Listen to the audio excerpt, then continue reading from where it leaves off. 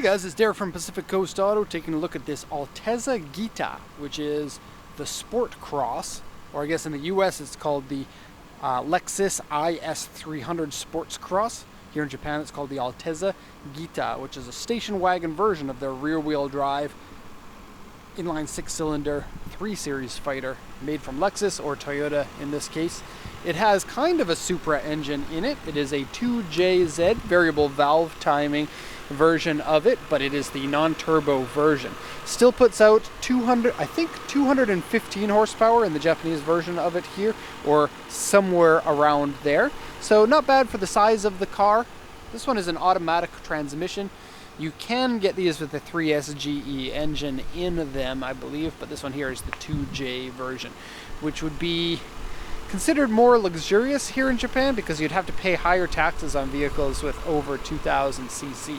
Now what's going to be cool about this video is the customer who bought this one told us expressly that we need to tell everybody the price of the cars. And typically we don't say the price of the cars on here because it's the buyer's personal car, and in many cases they don't want people to know how much they paid, but this person asked to. And what's even more interesting is Jalopnik did an article on one of these not too long ago. It was the end of 2017. It was in their Good Price or Crack Pipe. And that one, let me just tell you about that one before we get into this one. That one had 150,000 miles on it. So like, how much is that? Lots and lots of miles. In kilometers, I don't know, times 1.6. I can't do math, not when I'm on camera and on the spot. But a lot more kilometers than this. This one has 50,000 kilometers. That one was selling for 7,000 US dollars. This one we bought for 102,000 yen. And so that's like 900 US dollars or 850 US dollars. Of course, that's not the cost of importing this car into our country. There's cost of shipping and our service fee and all of that on top. But still, this one with the 50,000 kilometers comes in under their nice price or crack pipe. And that's their words, not mine, of the Sport Cross Altezza. And so, quite interesting there, and interesting, I guess, for you guys to know what price these go for, because you otherwise wouldn't know. Okay, so it's kind of weird to see this engine with an engine cover on it. It's a better looking engine without the cover, and possibly without the aluminum tape. I don't know what that's all about. Nothing seems to be broken. It seems to be a styling thing more than anything. But it's not stylish. And the owner of this car was also not stylish in that they put these on. That's not stock on the car. And they had more of those kind of gimmicky, stupid things right here that have been taken off, and another one that was here, and there's another thing up there, which is a little bit of a shame. Other than that, the condition is pretty good, aside from a couple of things, which I'll get into in a second. So engine running condition is fine. This engine is one of those Toyota last forever engines. You don't even have to take care of it for it last forever, but if you do, it will last longer than forever. I'm trying to take this up. Just give me a sec. Here we go. Ta-da! Okay, aftermarket horn. That's weird. Okay, there we go. Let's have a look at the sexiness, depending on your opinion.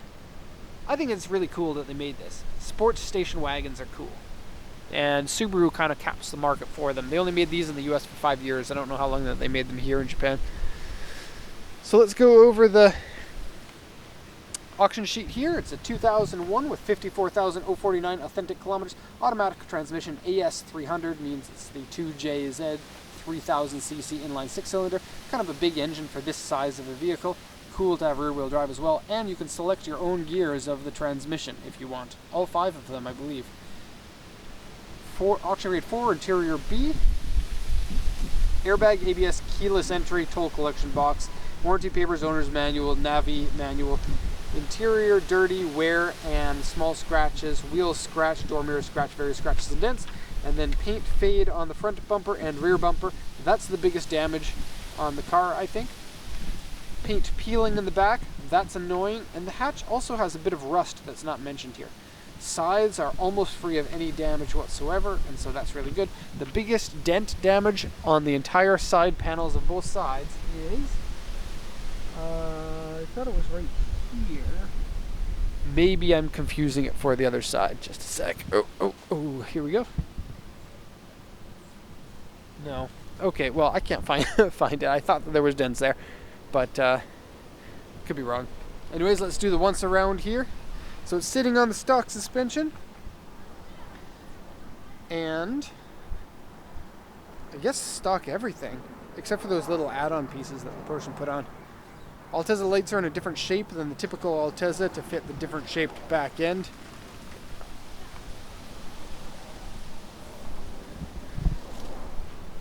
That little boy's like, why do you have a furry thing on the top of your camera? You know, it's funny, a dog the other day tried to come and eat the windsock on the top of my camera, and the owner had to hold it back, and it was a Great Dane, and so it was a struggle for that person. Kind of weird. I'm glad I didn't get my camera eaten. Okay, so a little bit faded headlights. Not terrible. You get a chrome grille on this one. It's a touch of peeling on the chrome grille. Here's the peeling, or the paint fade at the top. It's on this top ledge. You can see it right here if we go in. See that? Okay, rear bumper has the same thing. Let's not get run over by the Insight. You bought the wrong car. Should have bought a Prius. I am not a huge fan of the Prius, but on a technical level, the Prius is a way better car. Way better fuel economy, way better residual value, handles better, looks better. Okay, and here's the paint peeling on the back, and then the rust is right here. Kind of a weird place to rust. Okay. So, yeah, very unique styling. I think that a lot of people like the styling of this. I do like wagons. I like my wagons to be ugly, though, and so this one with the sleek looks is, you know, I want it boxy and stupid so that you can fit a couch in the back. Lots of room in here compared to the sedan. Now, the trunk of the sedan is actually a lot bigger than most vehicles of its size, because the back lid is pretty high up compared to like a Civic or something. And Civics have big trunks too. But in here you get even more room. This is kind of cool. You get some rear facing speakers in here. And so for your low frequencies, a rear facing is good because it bounces around. All good. But what's really cool, check this out. You pull this one, and they added holes in it so you still get your cool audio to come in through the back. What a weird little thing there. Okay, you have a storage compartment here, and you have another one underneath here, which is, here we go. And then design flaw, if you want to get the back tire out, you have to take this piece and that piece completely out in order to get to it. Kind of annoying.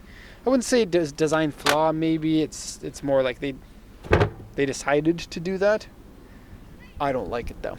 Now you can fold those seats forward to give you more room in the back. The fun of a station wagon with 2J.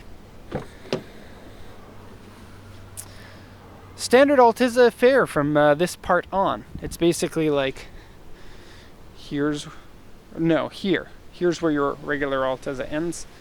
There's your extra wagon bit. Okay, so in here, pillow for kids, or really tired adults, like me. Cup holders, ashtray. All right, no bad smell inside the car. Don't think that it's been smoked in, so that's good.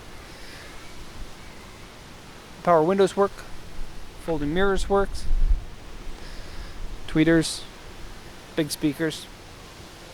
Door cards are slightly different, I think, from the RS200. Steering wheel has the shift buttons on them. That's cool.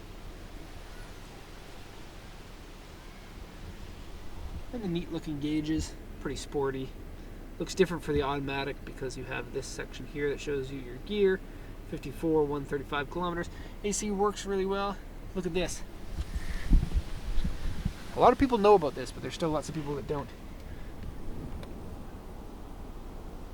That's the mark for a temple in Japan. So, kind of weird. YouTube, please don't demonetize this one. I don't think that they're going to demonetize the one that I was talking about, white horsepower, because they might have thought that that was racist and worthy of being demonetized. But that video, we were talking about how many white cars that we have. They're everywhere! And in front. Not this one. This one came in after I shot that video. Okay, nice and fuzzy inside here. My favorite. I wouldn't put my fingers in if ashes had ever been in there. Shifter looks like a shifter. You get buttons. And you get mini disc and CD player. And that AC is cold. Turn it off. Okay, I like the way that this looks. I do like the Altezza. And it feels good to drive. It feels strong and sturdy, not floppy like an 8.6. If this is supposed to be the next version of the 8.6, which is what the designer was going for, the designer of the Altezza was one of the designers for the 8.6, and so it was the continuation of the 8.6. Once you grow up, you can get your 4 doors and your rear-wheel drive and still have fun. And so, 8.6 station wagon, sort of. Okay, I think it looks good from this angle. That's cool. Alright, that's the end of the video. Hope you enjoyed it. Thanks a lot, everybody, for watching, and have a nice day.